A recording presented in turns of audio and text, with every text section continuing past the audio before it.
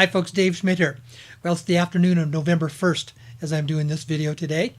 First, I want to say thank you for all of the people that attended the workshop in Santa Ana over the weekend. Once we got our technical bugs worked out with our sound equipment, it was probably one of the best workshops we had ever had. We had over 140 people present, and it was a wonderful day. All you have to do is ask the people who attended, and they will tell you what it was like for them. And with that note, remember, I have one coming up a week from Saturday, November 12th, in Orlando, Florida. We still have about 25 seats left for that, but that will probably sell out. So if it's one that you want to attend, I would encourage you to sign up soon. Now, with that note, well, what about the program this week?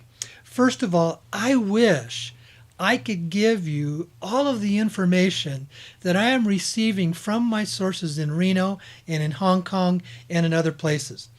But out of confidentiality, it's best that I just don't talk about that here in the video. I might be able to give some hints to it on the radio program tomorrow night.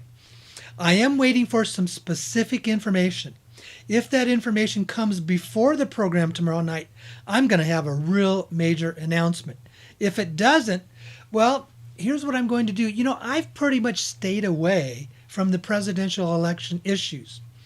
And as you know, I've spent 30 years of my life being around political campaigns, 22 of them actually working on campaigns myself. So I understand how this system works. And I've always been saying when it comes to the currency exchanges, so much of it has to do with the term that I use is neutering the cabal, disempowering them so that they cannot affect this process. And this is what has been ongoing for an extended period of time and is what has created our delays more than anything else. Well, what we're beginning to see is that there might be some signs of that also coming up in the election. I'm going to talk about the pros and the cons of both of the candidates. You can talk about the personalities of Donald Trump and the issues that he has around being a womanizer. You can talk about the corruption that is there with Hillary Clinton, who is probably one of the most corrupt politicians we've ever had, in our lives. But yet there's something that's bigger than that. And it's something that I've always talked about. It's the power and the corruption of the cabal who really run the show. Presidents are puppets to them.